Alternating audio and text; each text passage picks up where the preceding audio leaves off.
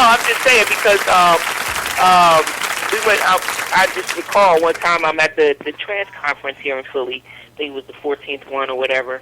And I asked the very question. I don't take hormones. And I'm not participating in reassignment surgery, but yet I'm considered a trans man.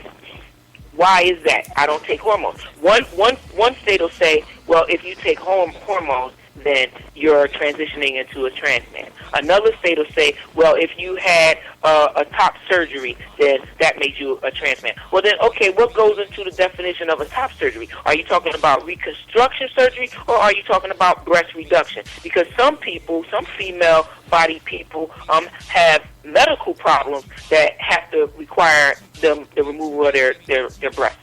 So is that transitioning? Does that make you a trans man because you had to have some type of surgery to remove your breast? I mean, and suppose you need to take hormones because you're an athlete or something for school or whatever to build your strength, where you have a low bone density or something like that, and you need to take hormones in order to strengthen that, which is medical. Does that make you transitioning? I mean, so you have to define these things. If we're going to get all technical into terminologies and this category and that category, then we need to have clear definitions across the board of what these things are, and not be pre-Civil War era and have one state saying one thing, another state saying something else, another state saying something else. And then if that is the case, who's going to be the people to credential to make these credentials? What gives them the right to make these credentials? And so here you go with the status thing that everybody's all up and frantic about right now. Whose status is what, and what status is that? As long as my status is negative, I'm cool. You know what I'm saying? Like on some real stuff. What y'all talking about?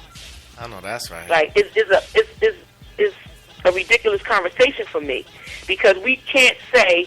I mean, you can have the Paris is burning debate. You can have the how do I look debates and talk about Wolfgang all you want. All I know is this: when you talk about a status and an icon, all I know is this. And Paris is burning, my house father was on the video and had some commentary. And how do I look? I was in the video and had some commentary. So a Prestige was in there from the beginning, and the Prestige was in there at the end. So when you want to talk about an icon, you talk about a Prestige. It's synonymous to the name. I'm sorry, but, I mean, a fact is a fact. So, I mean, if anybody wants to talk about who can credential who, let's get the real people out here that can document their history, that can document that they have changed somebody's life for the better, that can document their contribution to the ballroom community, and then let them decide who gets what title and what status. Like, really, get some meat in the soup, please. That's all I got to say. I ain't gonna say. Yes. All right. Now, you're a great author, I hear, and we want to discuss, your book, your up-and-coming book. Well, thank you very much for the opportunity to. Congratulations, by the way. Yes. Let's get a clap for that.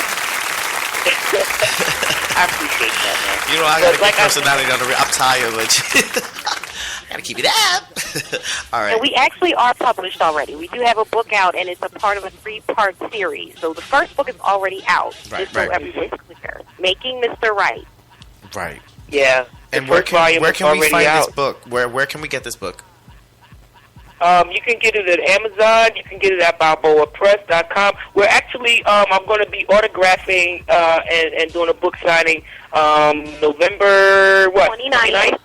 29th at the African American Museum on 7th and Arch in Philadelphia, PA. Yes. That's Thanksgiving weekend, Sunday, November 29th. That's beautiful. Thank you so much. Would one of you gladly please post this information on the events page on our BallroomSceneRadio.com network? And please post all the information. Yes, please, because this is very important to document. And for those who are tuning into the show and who are big fans of us, please follow us at BallroomSceneRadio.com/Oxwell or BallroomSceneRadio.com. It is a fabulous social network. How do you guys like the social network, by the way? Do you guys get a chance to see it? I didn't hear that question. How do we like the social network? Yeah, the social network. Oh, yeah, it's great. Yeah. It's great. Cool. Yeah. I'm glad I do like the shadows. I'm sorry, I do. I'm sorry. I'm just on the dark, whatever. But, yeah, it's kind of bold. It is. It's bold. It's bold to me. It seems like rich. You know what I'm saying? Yes. Y'all don't understand. Beautiful, beautiful. Yes, we do. Yes, we do. Trust me, the children are listening. They're always talking. Okay, so let's get back into the book. Give us some more details. What's going on? Like, how did this come about? Well, the book, all right, so on some real stuff, I told you, if you're going to show yourself, to want people to find you friendly, you got to show yourself as a friend, right?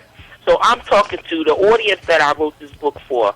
Is basically everybody, but more specifically, the ballroom community, the LGBTQI community, right? Anybody that's having any problems with sexuality, identity, and other issues, okay? The down and out, the people that everybody counted out, because that's who I was. You understand? I wrote this book from something else that we don't talk about in our community, from a perspective of deep depression and suicidal ideation. That's where I was at. Because that's what the pressure I was under from society, and that's where I was at. All the things that we don't like to talk about, the taboo subjects, you know, we don't like to talk about religion, we don't like to talk about incest, we don't like to talk about oppression, we don't like to talk about mental illness, we don't like to talk about any of these things and the crimes that we've committed and all that. We don't like to talk about that. Everybody wants to put the propaganda out there. Right. This is the realest book. I've been the most honest, because realness is not a category, it's a lifestyle.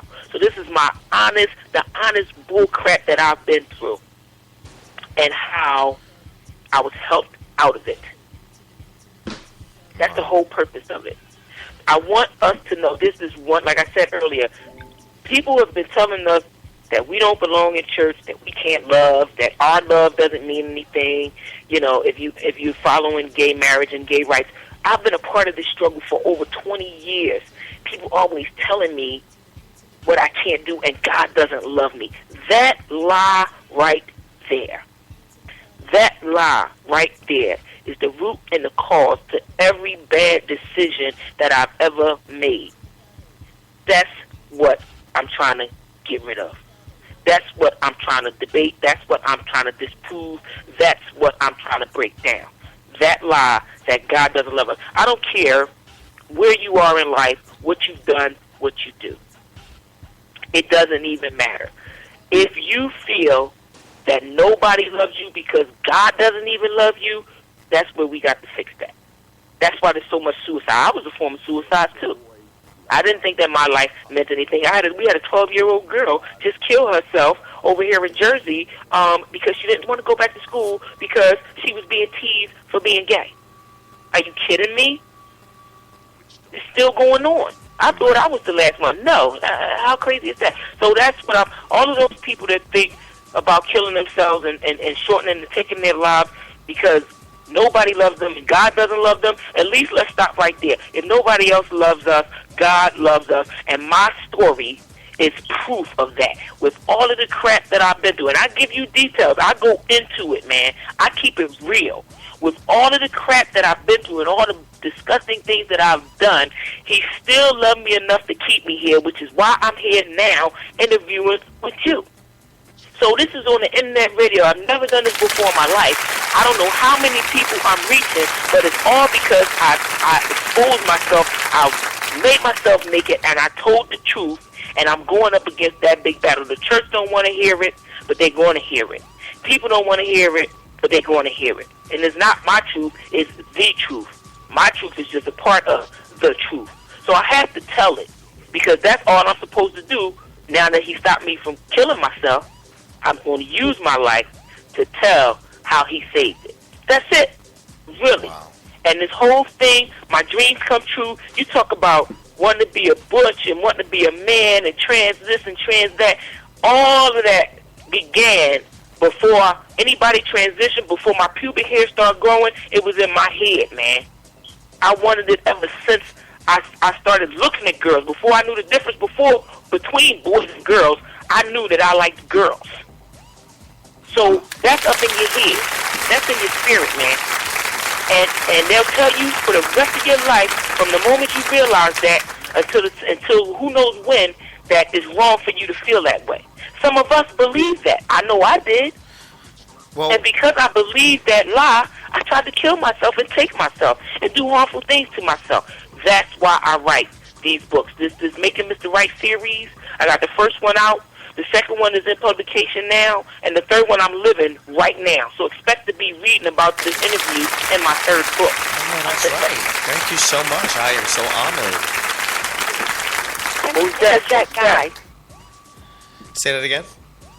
Can I interject, guys? Go ahead. No problem.